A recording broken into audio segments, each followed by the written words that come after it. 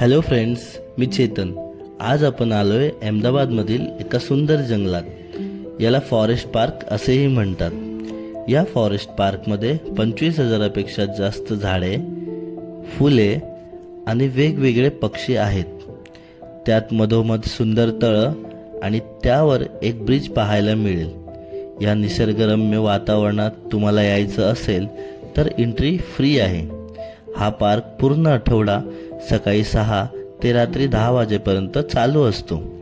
या जागेचं नाव आणि ॲड्रेस जाणून घ्यायच्या आधी चॅनलला सबस्क्राईब करा, व्हिडिओला लाईक करा।